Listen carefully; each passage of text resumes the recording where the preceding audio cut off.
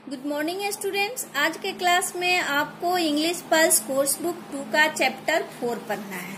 ठीक है, आप लोग भी अपना बुक खोलोगे और चैप्टर 4 ओपन करोगे। चैप्टर का नाम है वाइज किंग सोलोमन। एक बुद्धिमान राजा की यह कहानी है जिसका नाम है सोलोमन। सबसे पहले हम वार्म अप में चलेंगे। Have you ever been to a park? What do you see there? क्या आपने कभी पार्क में गया है? वहाँ पे आप क्या देखते हो? तो आप वहाँ पे क्या देखते हो? पॉन्ड्स होते हैं, प्लांट्स होते हैं, फ्लावर्स होते हैं, बर्ड्स होते हैं, तो इंसेक्ट होते हैं। तो आप उन्हीं बर्ड में से 2 बर्ड और 2 इंसेक्ट का नाम यहाँ लिखोगे। ओके, तो चलिए हम चैप्टर स्टार्ट करते हैं। King Solomon lived 3000 years ago and was known far and wide for his wisdom. 3000 वर्ष पहले किंग सोलोमन यहाँ रहा करते थे। And was known far and wide for his wisdom, और अपने बुद्धिमानी के लिए वह दूर दूर तक जाने जाते थे। One day, King Solomon was in a meeting with his officers when the sentry announced the arrival of the Queen of Sheba. कहा कि एक दिन जब किंग सोलोमन अपने ऑफिसर्स के साथ मीटिंग कर रहे थे, तो उसी समय उनके पहरेदार ने शेबा की रानी के आने की सूचना दी। The king greeted her and welcomed her. आप लोग भी अगर क्लास में कोई आते हैं तो उनको अभिवादन करते हैं, वेलकम करते हैं। उसी तरह राजा ने रानी का अभिवादन किया और वेलकम किया। उसके बाद O king, she said, I have heard much about your wisdom. रानी ने कहा कि ओ राजा, मैंने आपकी बुद्धिमानी के बारे में बहुत कुछ सुना है। I have been told that there is no puzzle so difficult that you can not solve. उसके बाद रानी कहती है कि मुझे बताया गया है, यानी मुझे लोगों ने बताया है कि कोई भी ऐसा कठिन से कठिन पजल नहीं जो जिसे आप सॉल्व नहीं कर सकते हो। Is this true? क्या यह सत्य है? It is what people say, answered Solomon. Solomon ने कहा कि ऐसा लोग कहते हैं।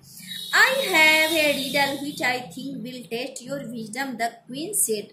उसके बाद रानी ने कहा कि मेरे पास एक रिडल है, पहेली। मैं सोचती हूँ कि उससे मैं आपके बुद्धिमानी का टेस्ट लूं, जांच करूं। Shall I show it to you? क्या इसे मैं पेश कर सकती हूँ? Most certainly, ओ क्वीन। राजा ने कहा कि ओ रानी, निश्चित आप ऐसा कर सकते हो। The queen held up a beautiful bouquet of flowers in H hand. उसके बाद रानी ने अपने दोनों हाथ में फूल का गुच्छा, सुंदर सा फूल का गुच्छा पकड़ा। The flowers bear so alike that no one could tell them apart. दोनों हाथ के जो गुच्छे थे फूल के, वो इतने सेम थे कि कोई भी उसमें डिफरेंसेस नहीं कर सकता था। One of the buckets, said the queen, is made of flowers plucked from your garden. रानी ने कहा कि एक जो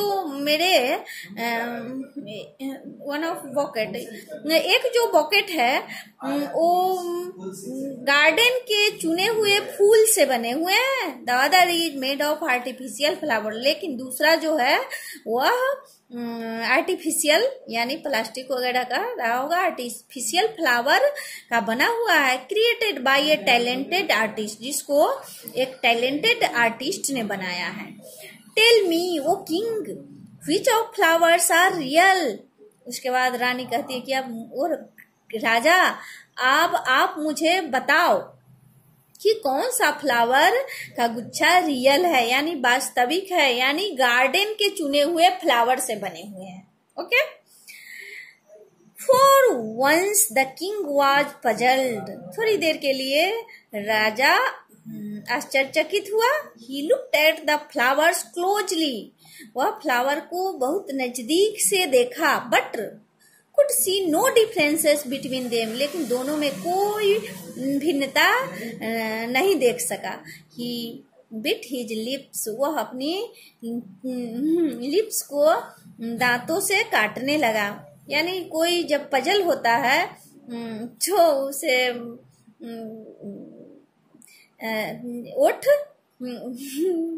ओठ को दांत से काटने लगता है। Which are the real flowers? The queen asked again. उसके बाद फिर से रानी ने कहा कि कौन सा रियल फ्लावर है, वास्तविक यानी गार्डन का फ्लावर कौन सा है। Still the king did not answer. अभी तक राजा कोई आंसर नहीं दिया। He was deep in thought. वह गहरी सोच में पड़ा था। Then an idea struck him. उसके बाद एक आइडिया आया राजा को। He remembered seeing bees sitting on flowers in the vase. उसे याद आया कि फ्लावर का जो भेस का जो फ्लावर होता है उस पे मधुमक्खियां बैठा करती है, मक्खियां बैठा करती है।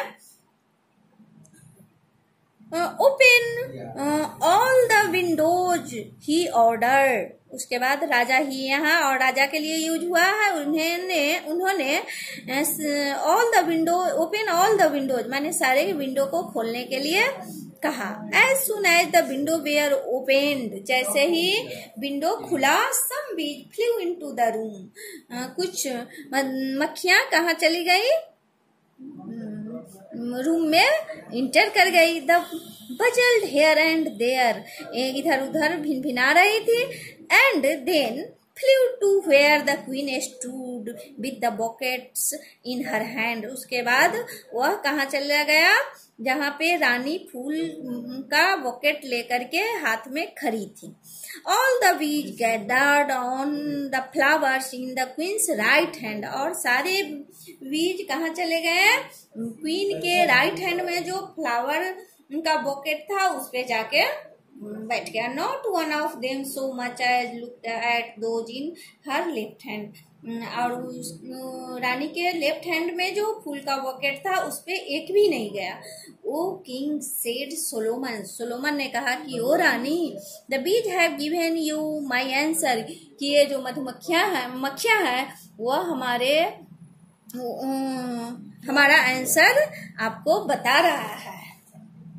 The queen said you are wise king Solomon, रानी ने कहा कि सचमुच और किंग सोलोमन आप बहुत बुद्धिमान हो। You gather knowledge from the little things which are unnoticed by most people, कि आप छोटे छोटे चीजों से ही नॉलेज गैदर कर लेते हो, यानी ज्ञान प्राप्त कर लेते हो, जो अधिकांशतः लोग उस पे ध्यान नहीं देते हैं।